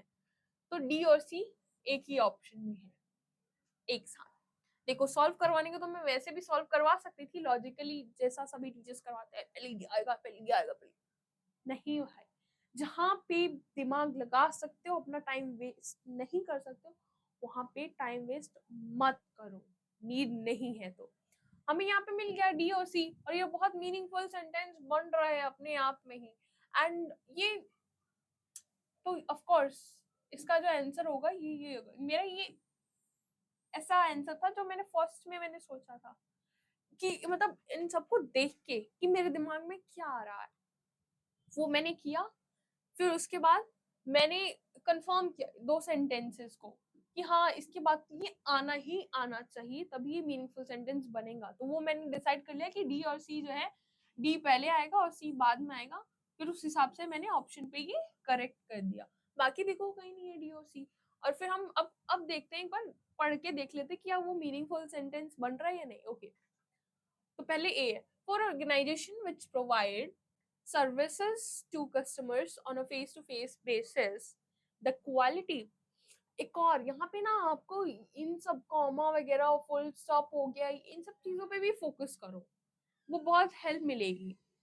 तो यहाँ यहाँ पे ये हमारा पहला सेंटेंस जो है वो खत्म हुआ। फिर थोड़ा सा कॉमा लगाने के बाद हमारा सेकंड जो है ये वाला सेंटेंस दोनों स्टार्ट हो गया। तो ऐसे बन गया हमारा meaningful sentence. Okay, we are done with this question. तो यहाँ पे ऐसे ऐसे लॉजिक लगाने की कोशिश किया करो, ठीक है। क्योंकि एक तो अभी तो ये ऐसा वाले क्वेश्चन है, अगर तो इसमें इतना टाइम लोगे तो फिर जो हमारी पैराग्राफ्स आएगी उनमें क्या करोगे, वो और ज्यादा डिफिकल्ट होंगे ना। तो अब हम नेक्स्ट क्वेश्चन की तरफ चलते हैं। 13, रीअरेंज द फॉलोइंग। फिर से हमारा फेवरेट क्वेश्चन आ गया। अब इसमें देखते हैं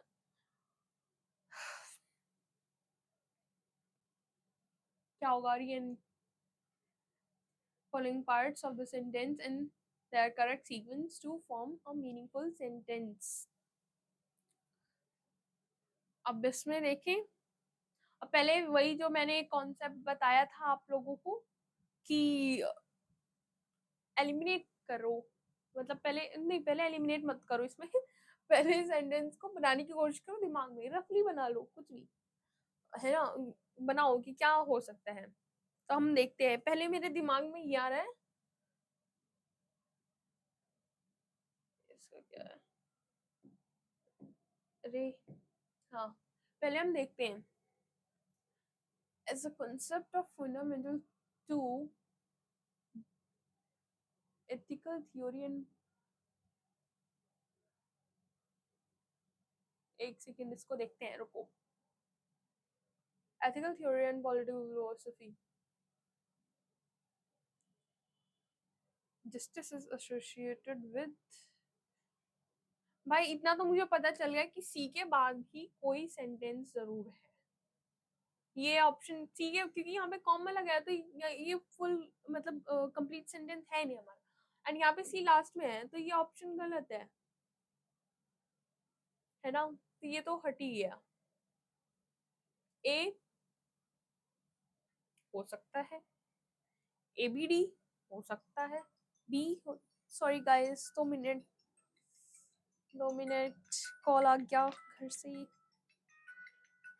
एक सेकेंड, सॉरी सॉरी, बाद में बात कर लेंगे यार।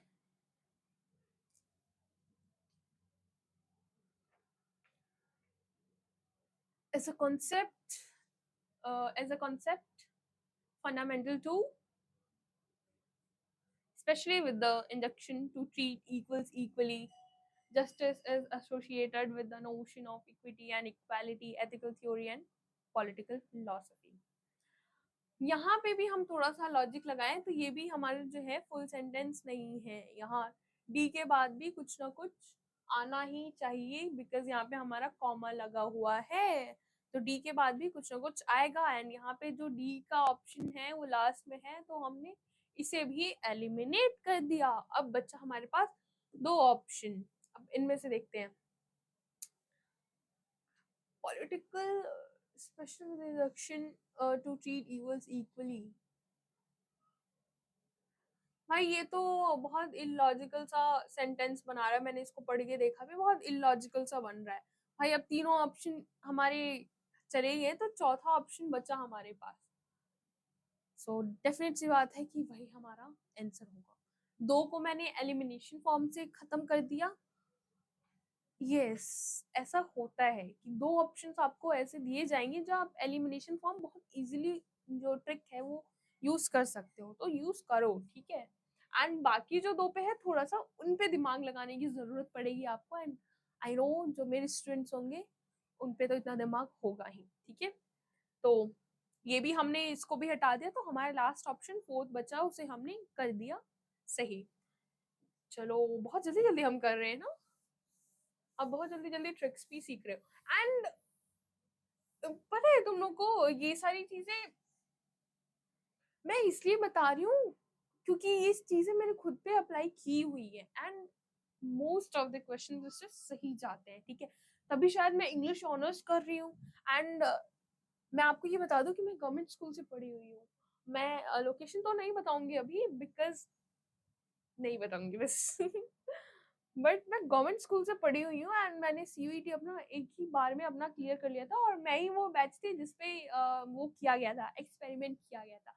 अब पता नहीं हमारे बैच को एक्सपेरिमेंटल बैच कहा भी जाता है, क्योंकि हम पे बहुत एक्सपेरिमेंट किए जाते हैं। अभी कॉलेज में भी बहुत एक्सपेरिमेंट चल रहे हैं हम पे, वो आप आओगे तो हम बात कर लेंगे। आप पे तो नहीं होते हैं उतने, बट हम पे होते हैं। तब हम हाँ, तो मैं ये बता रही थी कि ये सारी ट्रिक्स मैंने खुद पे अप्लाई की हुई है, इसलिए मैं बता रही हूँ।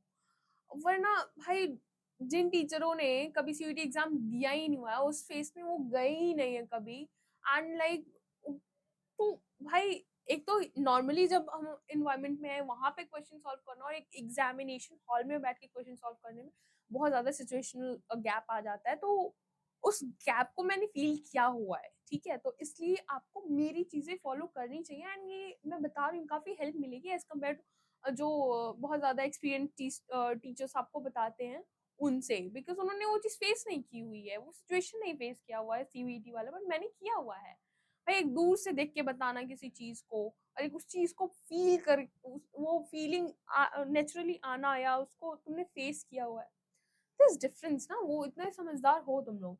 तो प्लीज इन ट्रिक्स को जरूर याद रखना, ये काम करती है ये ट्रिक्स, ठीक है। ऐसा नहीं कि मैं, भाई ये वाले जो है ना, ये ईडियम्स जो है, ईडियम्स में आप ट्रिक्स लगाना बहुत थोड़ा सा डिफिकल्ट सा हो जाता है, क्योंकि इसमें आपको पता नहीं होता कि क्या कहाँ से आ जाए। तो थोड़ा सा यहाँ पे आप लोग थोड़े बहुत मेन जो इडियम्स होंगे, मैं आई विल ट्राई कि I will like make video on this also, famous idioms and all, तो वो आप करके चले जाना बेसिक। वरना फिर सीयूईटी एग्जाम इंग्लिश का ऐसा है कि अनप्रेडिक्टेबल क्वेश्चन हमेशा आते हैं, वहां पे आप ऐसा अज्यूम नहीं कर सकते अच्छा इससे रिलेटेड ये आएगा। जैसे मान लो आप पॉलिटिकल साइंस का कोई टॉपिक ले लें, कोई सा भी टॉपिक ले लो, वहाँ पे हमें हम प्रिडिक्ट कर सकते हैं कि हाँ यहाँ पे सन से लाइक ईयर से रिलेटेड क्वेश्चन आ सकता है, या प्रेसिडेंट वाइस प्रेसिडेंट ऐसे लीडर से रिलेटेड क्वेश्चन आ सकते हैं। यहाँ पे अनप्रिडिक्टेबल है, कुछ भी आ सकता है भाई, ये पूरी दुनिया ही इंग्लिश है, अब इस पूरी दुनिया में तो कुछ भी आ सकता है।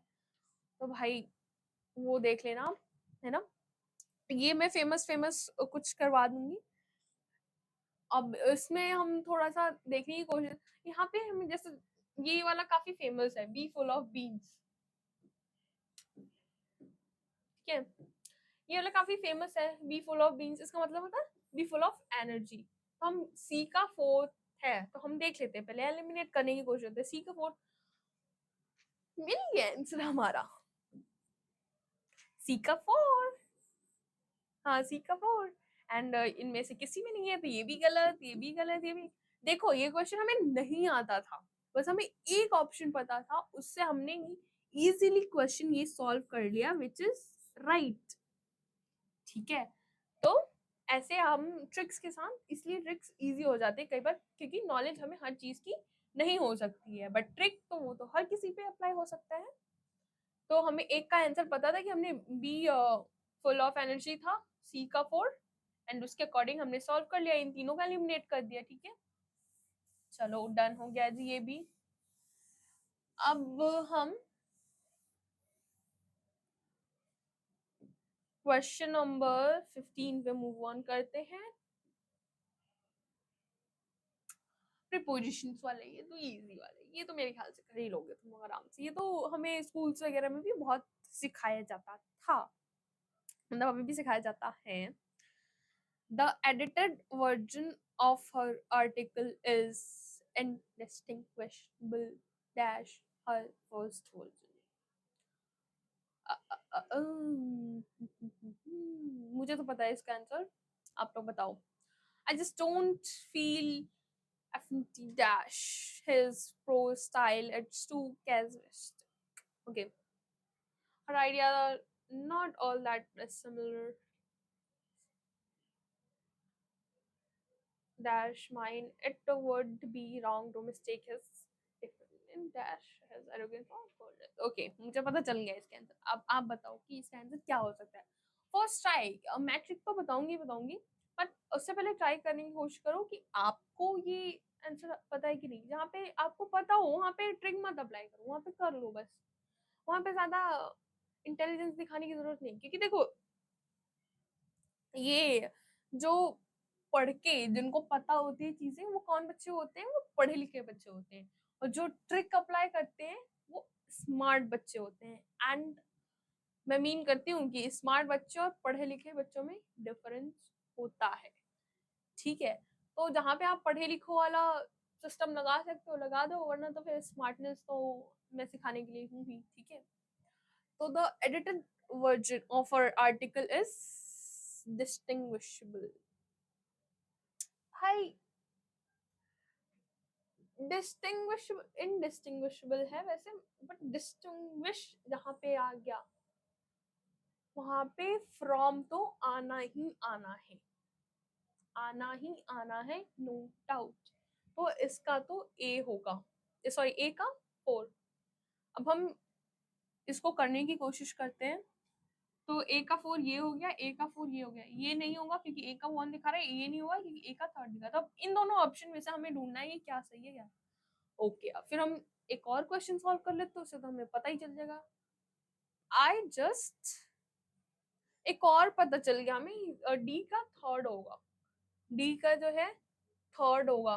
तो बच्चे हमारे पास दो ऑप्शन, तो इन दोनों में से इन दोनों को ही हमें देखना। हाँ ये भी एक ट्रिक है, ये भी एक ट्रिक है कि मान लो आप, जैसे यहाँ पे मैंने कितने ट्रिक्स बता दी। एक तो आप इसको एलिमिनेट कर रहे हो, आप इसे पहले में हमने एलिमिनेट कर दिया, हमें नहीं पता कि हम क्या कर रहे हैं, हमें नहीं पता इसका मीनिंग क्या होता है, हमें नहीं पता इसका मीनिंग क्या होता है।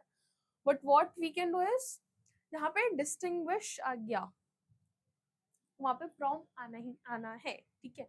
ये चीज तो हमें पता ही है, ठीक है।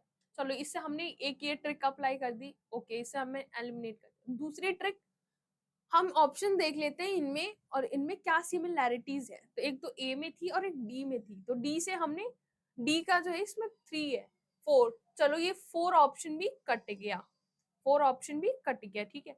तब हमें हमारे पास सिर्फ 2 ऑप्शन बचे और 2 क्वेश्चन बचे, ये हमारे लिए ईज़ी हो गया। वरना अगर हम इसमें अगर ये 4 भी ऑप्शन हमारे पास बचता ना, और तो फिर वो हमारे लिए कंफ्यूजिंग हो जाता बहुत ज़्यादा। बट हमारे पास अब जितने ऑप्शंस कम रहेंगे, उतना ही ज़्यादा हमारे लिए बेनिफिशियल रहेगा।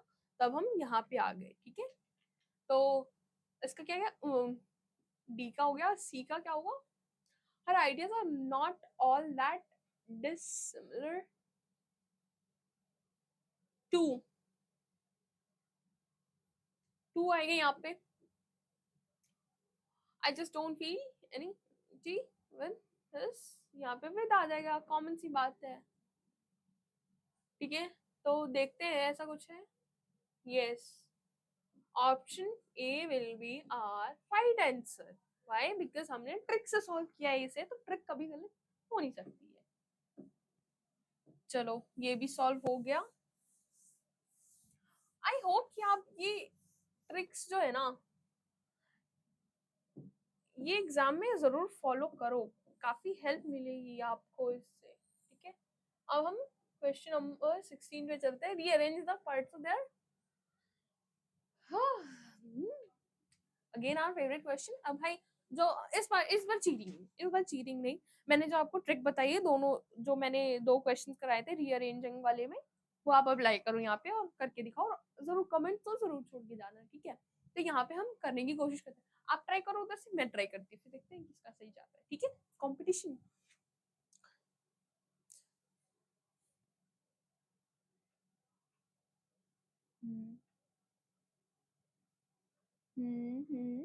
ओके, करो करो। पहले हम देखते हैं, करने की कोशिश करते हैं, ठीक है?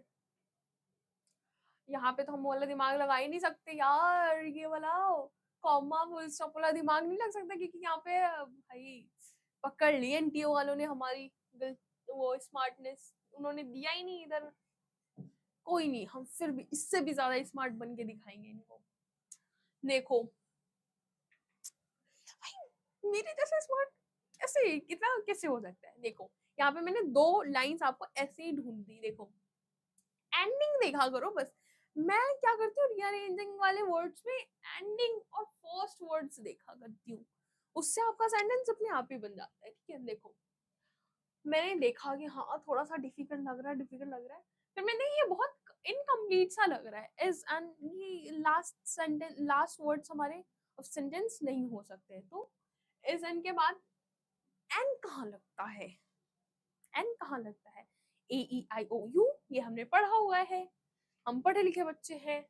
तो अब हम देखते हैं ई ए ई आई ओ यू कहाँ लगा है। एक ही सेंटेंस है भाई जहाँ पे ई से स्टार्ट हो रहा है, तो ये बी के बाद डी तो आना ही है। अब देख लेते हैं कहाँ कहाँ बी के बाद डी आ रहा है। ये नहीं होगा, oh sorry guys, why I am so clumsy. B B D यहाँ पे भी है, बी डी यहाँ पे, ओहो 20 वालों ने डबल स्मार्टनेस दिखा दी इस बार, और बी डी यहाँ पे भी है। अब कोई नहीं, हम और ज्यादा स्मार्टनेस अप्लाई करने की कोशिश करेंगे, ठीक है? चलो ये तो हट गया, बीडी लास्ट में भी आ सकता है, बीडी फर्स्ट में भी आ सकता है, बीडी बीच में भी आ सकता है। अब आगे देखते हैं क्या करना है हमें, ठीक है? Okay, cooperative learning is an electric and unique teaching method that enhances creativity and provides students with tools for critical thinking. इसका ना मेरे को ये वाला जो, एक मिनट इसको मैं रफ कर देती हूँ सो दैट नहीं पड़े। इसका ये वाला जो ऑप्शन लग रहा है ना, मुझे काफी करेक्ट सा लग रहा है। व्हाई? बिकॉज वो सेंस मेक कर रहा है, एंड बाकी जो वो सेंस मेक नहीं कर रहे हैं, तो यहाँ पे हम सेंस वाला थोड़ा सा लगा सकते हैं कि क्या सेंटेंस है। इंग्लिश मैं सच बताऊं तो सारा ना ऐसे ही चलता है कि क्या सेंस कर रहा है, उसका मीनिंग जो सेंटेंस है वो सेंस बना रहा है या नहीं बना रहा है, वही इंग्लिश हो जाती है। तो ये जो है ये ऑप्शन देखो, हमने बी देखा, corporative learning is an electric and unique teaching method, और फिर हम that enhances creativity and provide students with tools for critical thinking. ये बहुत ज्यादा सेंस कर रहा है ये सेंटेंस जो है, तो ऑफ कोर्स हमारा जो होगा वो सेकंड ऑप्शन होगा। देखो मैं ये सारे ऑप्शंस का भी मैं करके दिखा सकती थी कि वो कैसे मीन नहीं कर रहा है, बट यार हमारे पास उतना टाइम ही नहीं है यार, and we can't waste our time, time is very precious for us, है ना। तो आप इतना करके देख लेना अगर आपको विश्वास ना हो मेरे ऊपर तो। बाकी तो अगर विश्वास है तो फिर विश्वास पे ही दुनिया कायम है यार, ठीक है। तो अब चलते हैं, हमारा ओग आ गया, आ गया हमारा पैसेज। पैसेज मुझे काफी ऐसा क्वेश्चन लगता है जो आप बहुत इजीली जो है मार्क्स आप गेन कर सकते हैं, क्योंकि यहाँ पे बस आप एक्टिव लर्नर होनी चाहिए, एक्टिव रीडर होनी चाहिए बेसिकली। बाकी तो आंसर इसी में, आपका क्वेश्चन इसी में है, तो ये मेरे को बहुत ज्यादा वो लगता है कि आप इससे आंसर्स जो है बहुत जल्दी गेन कर सकते हो। तो पैसेजेस में basically what I used to do is, मैं ऐसे ही थॉडली से रीड कर लेती थी कि हाँ क्या क्या है, एक बार मैं देख लेती हूँ, इससे आपको ये हो जाता है, इजी मेथड आ जाता है कि हाँ मतलब कोई कोई वर्ड आपके दिमाग में, वो अगर एक बार कोई चीज रीड कर लेते हो ना तो वो सबकॉन्शियस माइंड में आपका बैठ जाता है कि हाँ ये वर्ड मैंने कहीं तो पढ़ा था, कहीं तो पढ़ा था। फिर जब आप क्वेश्चन पढ़ते हो वो आपको एलिनेशन वाला फील नहीं होता कुछ भी क्वेश्चन में, तो इसलिए वो इजी हो जाता है और आंसर ढूंढने में हेल्प करता है, वो तो है ही, ठीक है। तो हम पहले पढ़ लेते हैं किस चीज के बारे। और एक और चीज बता देते हैं कि ये जो जितने भी पैसेज होते हैं ना वो बहुत नेचुरल होते हैं और रियलिस्टिक होते हैं। रियलिस्टिक इन द सेंस ये मतलब मैंने जहाँ तक गौर किया हुआ है, जहाँ तक मैंने जितना पढ़ा हुआ है, जितने भी पैसेजेस वगैरह या जितने मैंने एग्जामिनेशन दिए हुए हैं कॉम्पिटिशन्स वाले, उनमें पैसेजेस बहुत नेचुरल और रियल दिए जाते हैं। वो मतलब मैं कैसे बताऊँ, स्टोरी नहीं होती है उसमें कि कुछ भी एक लड़का है एक लड़की है स्टोरी बना के कुछ और बना, ऐसा नहीं। वो बहुत मतलब रियल होती हैं ये पैसेज वगैरह, ये दिमाग वाली होती है जहाँ पे आप अपना लॉजिक लगा सको। जैसे नेचर के ऊपर दे दिया उन्होंने, या फिर वाटर रिजर्वेशन के ऊपर दे दिया, या फिर एनवायरनमेंट के ऊपर दे दिया, या फिर हेल्थ के ऊपर दे दिया, ऐसे ऐसे टॉपिक से लोग चुनते हैं। तो यहाँ पे हम देख लेते हैं कि मतलब बहुत रियल होते हैं टॉपिक्स, ठीक है, जो कि आपको पता होंगे, कहीं ना कहीं आपने पढ़े होंगे, तो वैसे टॉपिक्स होते हैं जहाँ पे आप अपना क्वेश्चन में दिमाग लगा। और तो ये पढ़ लेते हैं। When I was in late teens and still undecided about which language I should write in, he told me that the language one is born into one's mother tongue can be the only possible medium of creative expression. For most of his life, my father's guy had been a Hindi editor and critic of and on. He translated writing into English from Hindi. He was fond of saying that a failed writer becomes a critique. The weight of his literary expectation came eventually to rest on me. He seemed happy that I was showing an inclination of writing. She will go far. He told my mother after reading the first story that I sent him from Melbourne. My father's pronunciation on the mother tongue stayed with me when I later started writing fiction in Hindi. Another thing that I barely acknowledged even to myself was that I felt something like shame whenever I thought of writing in English. It seemed wrong for a granddaughter of Premchand even to be thinking so. Our family had a certain linguistic pride. I knew that Premchand was famous, but I had not at that time his popularity. The fact that I was the granddaughter of Premchand followed me everywhere. Everyone had a story to tell about their personal engagement with his fiction, the shopkeeper, the long time cook in my uh, father's telly house, a tea vendor, etc. The list was long, for there was practically no one who had not read something by him, who had not read something by him that had moved them. However, it was this very ubiquity, the reverse and reverence and love that he inspired in people that made him something too large for me to comprehend in the early years of my life. It led also to the strange feeling that without having read him and just I being the देखो यहाँ पे तो ये छोटा paragraph था तो मैंने पढ़ लिया, बट कई बार बहुत बड़े बड़े पैराग्राफ्स आते हैं तो वो आप नहीं पढ़ पाते, तो पहले आप यहाँ पे क्या लॉजिक लगता है कि आप क्वेश्चंस रीड करो पहले, बट वो हमने एक बार ट्राई करना कि ऊपर ऊपर से थोड़ा सा पढ़ लो फिर क्वेश्चन पे जाओ, वरना क्वेश्चन भी तुम्हें ये क्या बोल रहा है, हमको तो समझ नहीं आ रहा, वैसा वाला फीलिंग नहीं आना चाहिए, ठीक है। तो रीड क्वेश्चन, नहीं पहले read para first then move on to question, so that वो थोड़ा सा इजी लगता है। नहीं टाइम है भाई इतना कि तुम पढ़ पाओ तो क्वेश्चन पहले कर लो, फिर उसमें से जो वर्ड लगे वो देखो, fill in the blank with the correct complete sentence. यहाँ पे हमें author grew up with the expectation that she would take up editorship. जितना अभी हमने देखो, अब ये हुआ, मुझे ये फायदा हुआ कि मैंने एक बार पैराग्राफ पढ़ लिया, तो मुझे अब दोबारा से पैराग्राफ को रीड करने की जरूरत नहीं है, मुझे पता चल गया कि वहाँ पे क्या स्टोरी चल रही है, किस बारे में बात की जा रही है। मतलब बेसिकली वहाँ पे प्रेमचंद की ग्रैंड डॉटर के बारे में बात चल रही है। तो होता है ना कि आप देखो, जैसे शाहरुख खान है, काफी फेमस एक्टर है, एंड फिर उसकी बेटी को भी बहुत ज्यादा फोर्स होता है भाई, इनडायरेक्टली इनडायरेक्टली होता है कि आप भी अपने पापा की तरह मतलब स्ट्रॉन्ग बनो या फिर फेमस बनो, होता है, और वो हम सभी के साथ होता है। तो वैसा ही प्रेमचंद की ग्रैंड डॉटर प्रेमचंद, और तुम बता, मतलब मैं कैसे बताऊं कि क्या है वो हमारे लिटरेचर के लिए। तो लाइक उनके ऊपर भी बहुत सारी एक्सपेक्टेशंस होती हैं लोगों की कि हाँ भाई बहुत काबिल लड़की बनेगी, ये बनेगी वो बनेगी, तो वैसी स्टोरी सी चल रही है। तो the author grew up with the expectation that she would take up editorship of a magazine की तो बात ही नहीं हुई है, तो ये तो भाई एक गलती है। मैगजीन की यहाँ पे कुछ ट्रांसलेशन ऑफ लिटरेरी पीसेस जो है वो उसके पापा करते थे, ये नहीं करती थी। द जॉब ऑफ क्रिटिक के भी नहीं करती थी। Creative writing is only left, this will B correct option. तो ये होता है, देखो ये मैं दिमाग लगा सकती हूँ, पर मैंने रीड कर लिया ना, मेरा दिमाग लग सकता है, बट हर जगह ये मत अप्लाई करना अगर टाइम नहीं है तो, क्योंकि ये है अगर टाइम है आराम से तुम पढ़ के करना चाहते हो, समझ के करना चाहते हो तो कर दो। और जो दूसरी टिक जो लोग ट्रिक्स जो है अप्लाई करते हैं लोग, उसमें क्या होता है कि उसमें आपको पैराग्राफ समझ में नहीं आता, फिर आप वो बस क्वेश्चन मार रहे हो टिक, आपको पता नहीं है कि पैराग्राफ में चल क्या रहा है, बट ऐसा आपको पता भी रहता है और इजी भी हो जाता है आपको करने के लिए। अब सेकंड देख लेते हैं। When her father said she will go far, he meant that, मतलब एक स्टेटमेंट थी जहाँ पे आई गेस बोला था उनके पापा ने, वो पढ़ने के बाद जब उन्होंने भेजा था उन प्रेमचंद की ग्रैंड डॉटर ने अपने फादर को कि मेलबर्न से, तो उन्होंने बोला था, कमेंट किया था शी विल गो फार, बहुत दूर तक जाएगी लड़की। तो उनका क्या कहने का मतलब है, she will travel widely.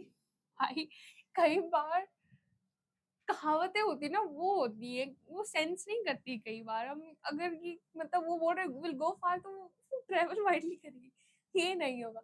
She will achieve great heights in life, मतलब ये बहुत कॉमन है कि ये चीज ना हम प्रेज करने के लिए किसी को बोलते हैं, हम किसी को मोटिवेट करना चाहते हैं तो वो बोलते हैं, तो हम ज्यादा टाइम वेस्ट नहीं करेंगे, दोनों गलत ही ऑप्शन आप पढ़ लेना, दोनों गलत है। This will B right option, क्योंकि मैंने ये पढ़ लिया और ये चीज है पॉजिटिविटी के लिए यूज होती है ये लाइन, तो ये पॉजिटिविटी यही पे मुझे दिख गई तो मैंने यही पे सॉल्व कर दिया। अब ज्यादा टाइम इसमें वेस्ट हम नहीं करेंगे, ठीक है। Now let's move on to our next question which is 19। Okay, choose the statement which is not. ऐसे क्वेश्चंस में बहुत मिस्टेक्स होती है भाई, इसको जरूर पढ़ लिया करो, इसको जरूर पढ़ लिया करो, नॉट ट्रू, ट्रू फॉल्स, ये सब पढ़ लिया करो, ये बहुत ज्यादा हम कॉमन मिस्टेक करते हैं जल्दी जल्दी में।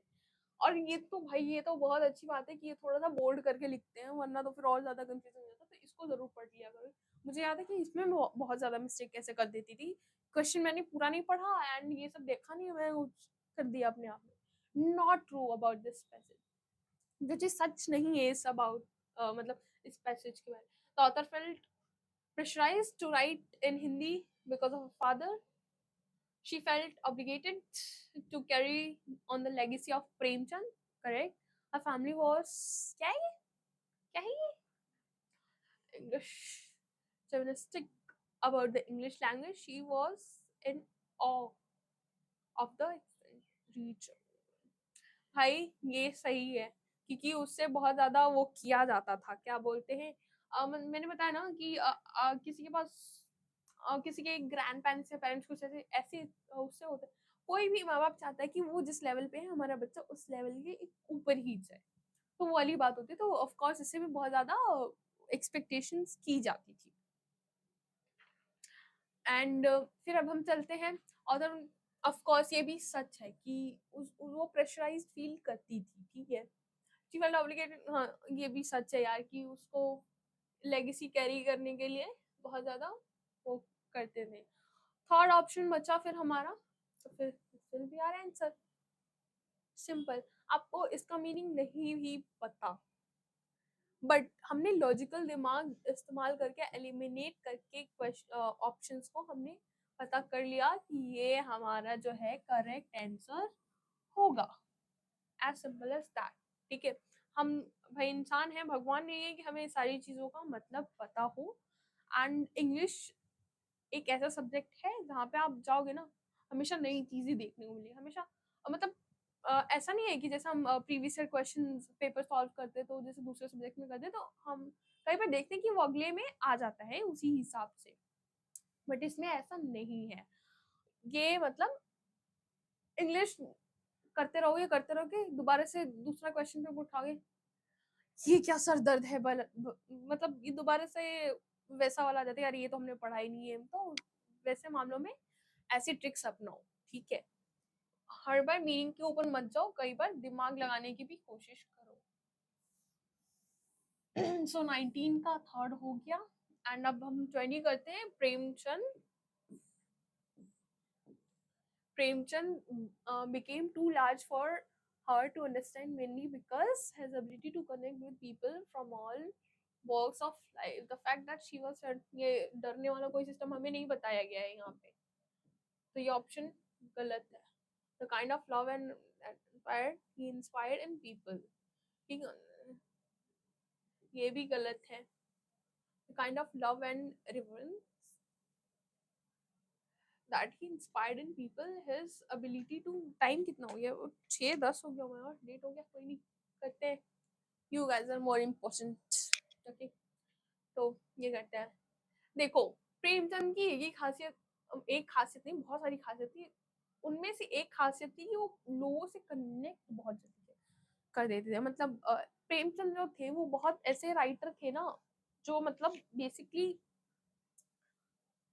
जिन्हें दबा के रखा जाता था सोसाइटी में, जिन लोगों को, उनके बारे में वो लिखना ज्यादा पसंद करते थे, उनके बारे में ही वो अधिकतर लिखते थे।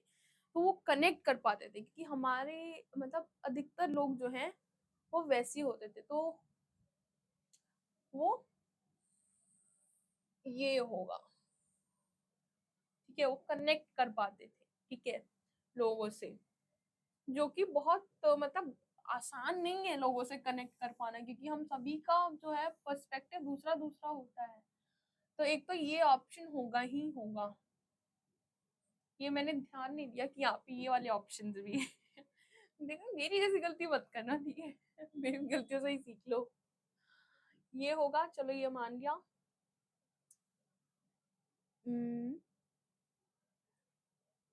ये भी होगा, वो इंस्पायर बहुत करते थे, प्यार वगैरह बहुत ज्यादा मिलता। तो ANC, जो मुझे लग रहा है ANC ही होगा। Yes, I was right, ANC ही होगा इसका आंसर। तो देख लो, अब हम चलते हैं 21। Inhaled his writing refers to, inhaled, ये वाला इनहेल नहीं, मतलब एक होता ना सांसों में ही बसी है उनकी राइटिंग। एक होता है हम चीजें सीखते हैं, एक होता है कि हमें गॉड गिफ्टेड होती है चीजें। तो वो उस रेफर में बात कर रहे हैं। Inhale his writing refers to his style of motion, being compelled to write like him, being influenced by what was her father expectation for। बताओ इसका क्या हो सकता है, बताओ क्या हो सकता है। ये तो गलत ही है, ये गलत ही है हमारा, ये भी गलत है। दोनों हो सकता है, दोनों में से कोई भी हो सकता है, बट जो सबसे ज्यादा क्लोज है वो ये होगा। ठीक है, क्यों ये होगा? होगा भाई, आंसर है वो होगा। मतलब आपके सबकॉन्शियस माइंड में ही आपका ये स्टाइल है कि लाइक वो जिस तरीके से लिखते थे, आप कुछ चीज सीख, जैसे मैंने बोला कुछ चीज सीखते हो आप, और कोई चीज आपके अंदर में ऑलरेडी है, तो देयर इज डिफरेंट। और हमारा वो तुमने पढ़ा ही होगा, ब्लड वो चलता है कि कोई अगर मेरी मम्मी को आर्ट आता है तो मुझे भी आर्ट आएगा, मतलब फिर शायद उनके मम्मी को भी आता होगा, मतलब वो कुछ चीजें ब्लड रिलेशन के साथ वो चीजें आती जाती है उनमें, तो वैसा है। चलो ये भी हो गया हमारा। अब हम क्वेश्चन नंबर 22 सॉल्व करते हैं। Choose the choose the correct meaning of the word ubiquity as it appears in the passage। बताओ गाइस, क्या हो सकता है ubiquity का मतलब? पहले हम देख लेते हैं कहाँ पे था इसका यूज, कहाँ था ubiquity। फिर कई बार हमें अगर वर्ड का मीनिंग नहीं पता होता है तो हम सेंटेंस के थ्रू हम पता कर सकते हैं। तो ये रहा हमारा sentence, the reverence and love that he inspired। Okay, got it guys, got it। काम करो आप लोग, ये सॉल्व करो जब तक मैं थोड़ा सा वाटर ब्रेक ले लूँ, बहुत तेज से प्यास लग रही है। तो आप ये जब तक करो, 2 मिनट दो मुझे बस, ठीक है?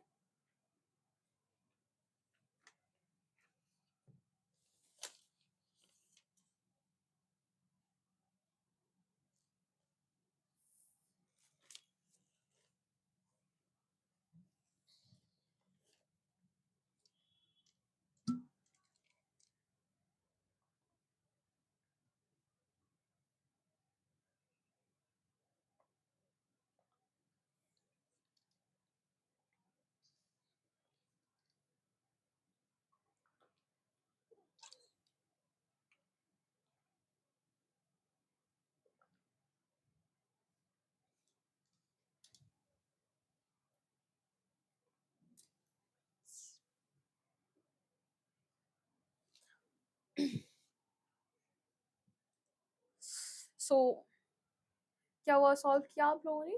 क्या होगा इसका आंसर? देखो, उस सेंटेंस को हमें पढ़ के या इस वर्ड को हमें पढ़ के पता लगता है कि दिस मीन्स बीइंग एवरीवेयर, हर जगह। एंड हम देखते हैं क्या इनमें से कोई रिलेटेड, देखो एक ही वर्ड डिफिकल्ट सा लग रहा है जिसका हमें मतलब नहीं पता भाई क्या है, बट हमें इन तीनों को मतलब तो पता है। हम इन तीनों को मतलब देख लेते क्या इससे मिलता जुलता है। ओकेजनल नहीं, ये हर जगह तो भाई ओकेजनल तो बहुत ऐसे प्रिजर्वेटिव नहीं हो जाता, रिस्ट्रिक्टेड नहीं, अनवांटेड, अनवांटेड है, अनवांटेड ऑप्शन की तरह, ठीक है ये भी नहीं। फिर एक ही बचता है, ओमनी प्रेजेंस, जिसका मतलब होता है सर्वभूत, बेसिकली वही कि वाइड स्प्रेड। तो ये इससे रिलेटेड लग रहा है, तो this will be our right. भाई इतना ज्यादा, this will be our right answer, ठीक है। आई होप गाइस कि आप सभी को ये क्लियर हो गया होगा अभी तक। This is going to be our first part, हम सेकंड पार्ट में भी आपको लेकर चलेंगे। अभी तक मैंने जितने 22 क्वेश्चन बताए हैं आपको, एंड हर क्वेश्चन में मैंने कोई ना कोई ट्रिक आपको बताई ही है, क्योंकि मैं भी एक स्टूडेंट हूँ, मैं भी आप लोगों की तरह ही सीख कर यहाँ पे गई हूँ, मैंने वो फेस क्लियर किया है, फेस तब मैं यहाँ पे पहुंची हूँ। तो मैं इसलिए आपको ये बता रही हूँ, ये काम करते हैं ये ट्रिक्स, ये बात ध्यान रखना, ठीक है? ये काम करते हैं और आप इसको बहुत अच्छे से अप्लाई करो, दिमाग के साथ थोड़ा सा लगा के। अंधों की तरह अप्लाई नहीं करना है कि हाँ भाई कर दो, कर ऐसे नहीं, थोड़ा सा दिमाग और थोड़ी सी चला के। पता है फर्क यही पड़ जाता है, जो बच्चे एग्जाम क्लियर कर देते हैं और जो बच्चे नहीं कर पाते, फर्क यही आ जाता है कि हार्डवर्क दोनों करते हैं, बट कहीं ना कहीं हमें हार्डवर्क के साथ स्मार्टनेस और स्मार्ट वर्क भी चाहिए। तो वो इस हार्डवर्क आप करो, स्मार्टनेस मैं आपको सिखाऊंगी, फिर ये दो कॉम्बिनेशन मिलेंगे ना, फिर बन जाएगा हमारा जो हम बनना चाहते हैं, जो हम रीच करना चाहते हैं, जो आप अचीव करना चाहते हो, जो हम अचीव करना चाहते हैं आपके थ्रू, वो हम क्लियर कर देंगे। हार्ड वर्क, लेकिन यही शर्त रही कि हार्ड वर्क आप करोगे, और हमें हार्ड वर्क तो करना ही करना है, स्मार्टनेस हम सिखाएंगे आपको, ठीक है। तो आज के लिए बस इतना ही। And for more like getting, for watching more video such as this, तुम भाई कर दो, सब्सक्राइब कर दो, ढेर सारा प्यार दो, कमेंट दो। And what can I ask, ask से पता नहीं why do I fumble so much.